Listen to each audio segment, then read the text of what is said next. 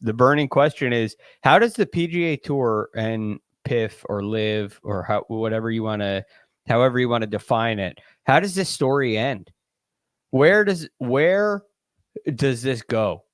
Is there somebody coming along who's going to save the PGA Tour? Is the business of professional golf, can you invest in that business in a realistic way and expect to get your money back? Because you have one side right now that has no, the financial investment it seems like nothing. And you have another side that's a real business trying to compete. And is that something that's possible? It's very similar to one of my questions. Mine was more framed as how can the PGA and LIV kind of coexist? And maybe the answer is, Patrick, they can't. Maybe the end game that Greg alludes to is there is a real winner here and there is a real loser here, but there's a lot of different paths this could go down. Real quick, Greg, how did you phrase your question? How does the PGA Tour and PIF story end? How does it end? Okay. Go ahead, Patrick. Sorry. I'm answering how does it end? Wow. Okay. Way to start with the softball, Greg. Yeah, let's get warmed up here. All right. There's no wrong answers here. I'm going to assume this is how I think it's going to go down. Maybe it won't end, but this next year, I think Yasser is going to become the CEO of the Enterprise Starship. I think he's going to somehow finagle his way to negotiate to become the CEO, push Monahan out of that position because that was his original position in the framework agreement. And while it might be under the PGA Tour, Yasser's going to have control. There's going to be some intertwine between LIV Golf and the PGA Tour with team events and whatnot. I think it's not a coincidence that they scheduled 4 events across from 4 signature events this year when they've typically tried to avoid them. I'm kind of reading probably too much into that, but I think there's something there. So it ends with Yasser ruling the kingdom, he himself. You like that ending, KP? Is that a happily ever after? Well, I don't know. I mean, I think there's been so much talk about the sort of moral implications here. And I mean, Yasser's the chairman of, Newcastle? And I don't know that has that negatively affected Newcastle's business or performance? I don't follow the Premier League, so neither do I.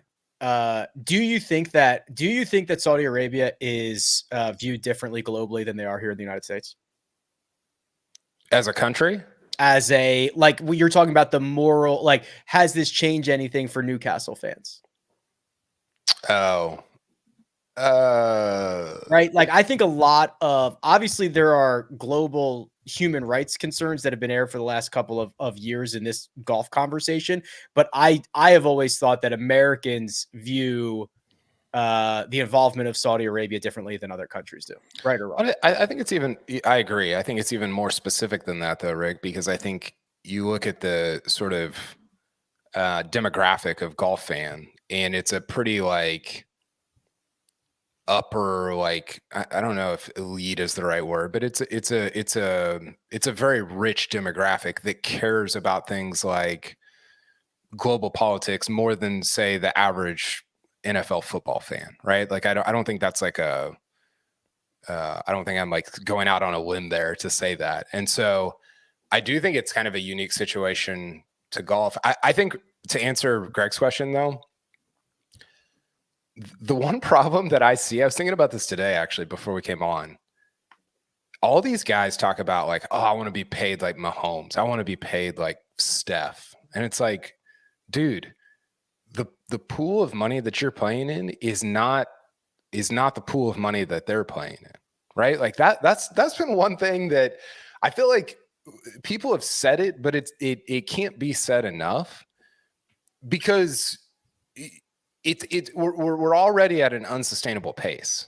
And how do you put that toothpaste back in the tube? I don't know if you can. And Rick, I think the end result of that is they're going to have to create some kind of value outside of what like the revenue that already exists. And I almost feel like now and this is, I'm just shooting from the hip here. I almost feel like you have to create teams just to create the value and the revenue that you need to keep up with what these players are demanding. Right. So, because if someone came along and said, "Hey, I want to own the cliques and I'll give you $25 million." That would be laughable. It's not nearly enough. They've spent billion, but at the same time, they're worth nothing. Right? Like it is such a bizarre, and $25 million would be, there's not a lot of companies or sponsors to go out there or people to go out there. They're going to give you $25 million for a team or an event or whatever that might be. So while they're worth nothing, it has to be an outrageous amount. So the team thing. So this is what I think the rosiest in our current, it is December 5th. The current rosiest end game, Greg, I think looks like Yasser and Jay come to some type of agreement where LIV is the global team golf entity. The PGA Tour is your individual stroke play entity. There is some type of agreement where OWGR points exist. Guys that are on LIV play 8 team events a year and 10 stroke play events a year plus 4 major. Like that idea of being able to coexist, I think, is the rosiest outcome outside of LIV is the only thing that is going to exist because they're playing a different game than everybody else. Right. And they are playing a different game than everybody else, right? Picture what you said earlier about the value, about putting the cliques into the Shark Tank, where a bunch of investors saying, well, what's the valuation? Oh, okay. No, so nobody watches your event. Why is it worth this valuation? It's a hard sell. Well, we have some of the best players in the world, but what's the value of that? Greg, it's 1/10 the size of the NBA in terms of revenue. The PGA Tour. The PGA Tour. Right. So and yet you do have players getting near Mahomes' money now. If the Rahm rumors are true, you're talking about maybe more than what Patrick Mahomes gets paid for John Rahm. So it's a very good point in putting the toothpaste back in the bottle. How does that happen? And then the players, if there is this rosy outcome, Rick, that you mentioned, would LIV or PIF pay players to join these teams? Like to really would Rory get paid, or does he miss out on this payday? Because now all of a sudden there's a coexistence, and part of the agreement probably requires crossover between players, which I think is very complicated. So I don't like where this is going, and I don't like what the rosy outcome is either. Well, I think complicated is not good for your business model, right?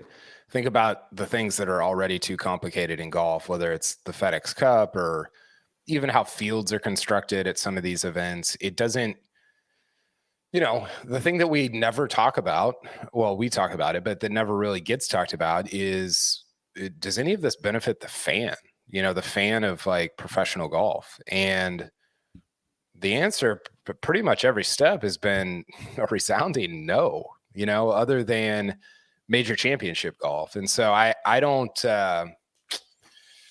know. I think the other thing, Rick, and I know we've got 11 more questions to move on to, but the other thing is like, maybe do they need the PIF money that is kind of irrational money just to satiate some of the desires that these guys have at the current moment? So like, I guess what I'm saying is you have an irrational actor, and then you have all these presumably rational actors like Fenway or Endeavor or whoever. Do they have to go with the PIF because it's sort of this irrational money that will at least placate some of the guys that are going crazy right now?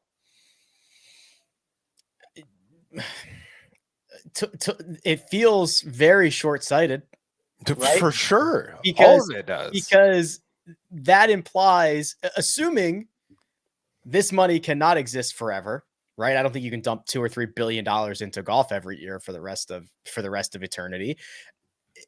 There will be a generation of golfers that regress back to real market value.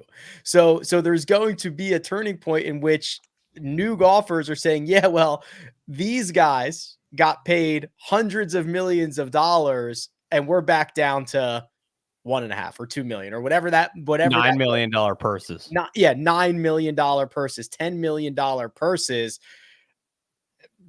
I don't know if there are examples of that, right? Every contract in the NFL, every quarterback that signs, it's the new highest deal in NFL history, right? That's kind of the progression of how this works. I don't know how you do this without just a complete bubble bursting and everything going to zero. The underlying thing here that we definitely haven't talked about, and that nobody's really talked about a ton, is this. I've always called it kind of the slack in the line after Tiger has obviously he's still playing, but he's at the end of his career. And I think that so many of these guys think like, oh, well, the PGA Tour is growing and there's more people watching all this stuff. I think a lot of those people and a lot of the growth was just like this outlier thing during the Tiger era. And so this, up and to the right line is not a real line. It's just a Tiger line. I'm so convinced. I was thinking about this today. Does Rahm move the needle? I don't think so. Does anybody move the needle besides Tiger? I kind of don't think so. And so, like, if that's true, you were already going to experience, you were already going to experience some sort of regression from that money, normalized for inflation and all that stuff. But you were already going to experience some of that in the post-Tiger era. And now you've just got all this stuff complicating it. And I think there's going to be a bill due on that someday, Rick, that somebody in, 20 years is going to have to pay.